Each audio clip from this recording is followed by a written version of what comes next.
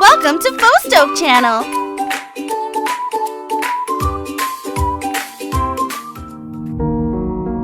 The Feather.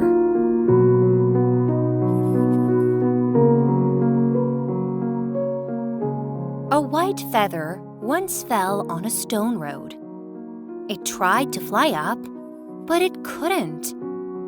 It tried its best, but still unable to move an inch, she cried, "Please, someone help me! Is there anyone here who can help me?" She then heard a deep voice from an unknown source. "What do you want? You woke me up from my nap. And where are you? I can't feel any weight on my body." Who are you? Where is your voice coming from? I can't see you.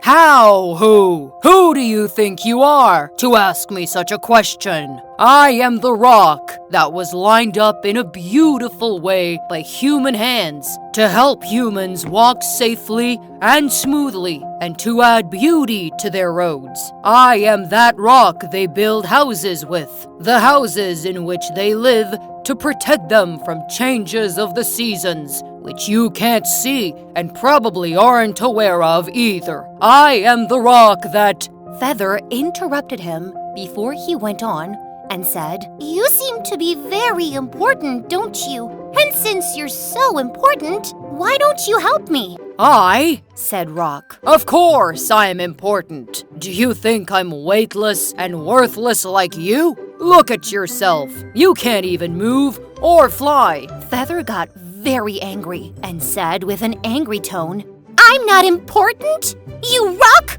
How can you say that? I'm the feather that humans benefit from in many ways. In the past, I served as a pen. They used to write and draw beautiful drawings with me and also make pillows out of me and sofas. Those lightweight pillows and mattresses were even considered the most expensive of furniture. And most importantly, I draw a smile on the face of humans and make them laugh." Rock laughed mockingly and asked, You draw a smile? What? And how? Are you telling me that you can put a smile on the faces of strong human beings and make them laugh? Who are you? And how could you do so? Before Feather answered his mocking inquiries, she started to wiggle herself left and right, and Rock went into a laughing frenzy because Feather was tickling him, and he couldn't stop himself from laughing. The faster she moved, the louder he laughed. He said to her, laughing, "What's happening to me? What are you doing?" Feather answered him while still rubbing her body in a way that made him laugh even louder, to the point where he said, I can't. I feel I'm cracking. If you are the reason, I apologize.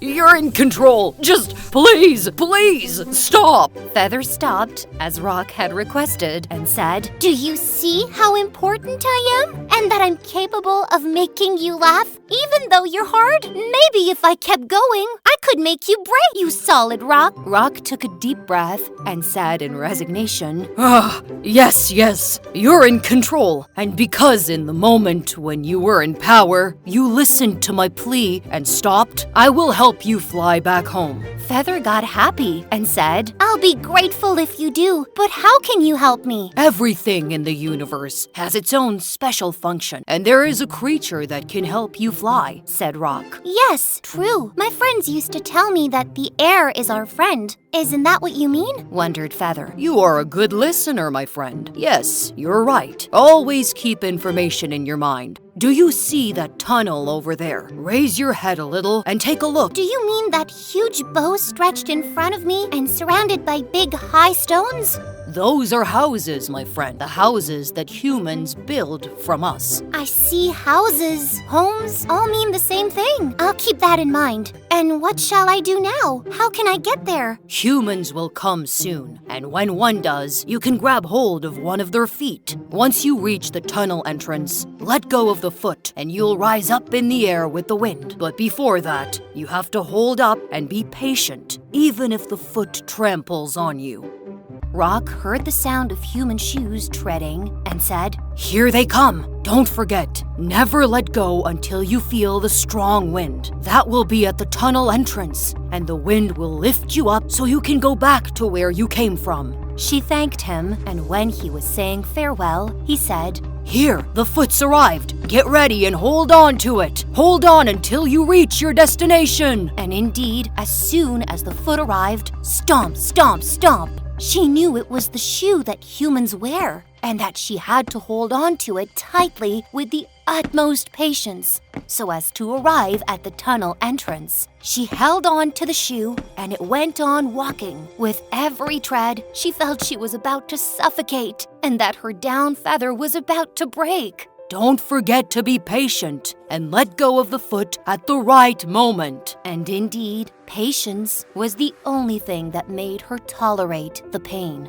A good while passed by before she could feel the wind getting stronger. In exhaustion, she sighed, I think I've arrived. Yes, I've arrived. But she heard sounds from underneath, warning her, Not yet. Who are you? She asked. Do you know me? A chorus of voices replied, Our friend Rock told us that you're strong and brave, and that we should help you reach your destination.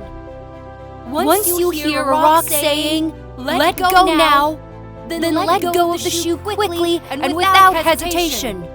She didn't know how long she was holding on to the shoe for, but the pain was getting stronger, and she started to get weaker with each tread. Humans are strong indeed, she thought. The rocks told her, Hold on and be patient. Only a little while left. The rocks really encouraged her. One said from a distance, There isn't much left to go. Hold on! Four more steps! The rocks went on counting loudly enough for Feather to hear. 1, 2... Feather was groaning in pain. Hold up, little one! You're strong! 3, 4... Then everyone shouted loudly, Now! Let go now! At that moment, Feather had already depleted all her power and couldn't hold on to the shoe any longer. So once the boy's leg was raised, she let go of the shoe and threw herself into the air. She immediately felt herself flying high up in the air. She felt the wind gently touching her down feather. Her feathers had endured a lot under the treads of the shoe, so the wind went on pushing her firmly onwards, bringing life back to her after being almost crushed. She cried, God, flying feels so good! What a lovely feeling! And at that moment of happiness, she didn't forget her rock friends who helped her and gave her the willpower. So she went on and thanked them one by one. She wouldn't forget their favor to her as long as she flew. She went high up into space where she still lives in her own beautiful blue world. If you like this story, don't forget to press the like button and subscribe to the channel. Goodbye!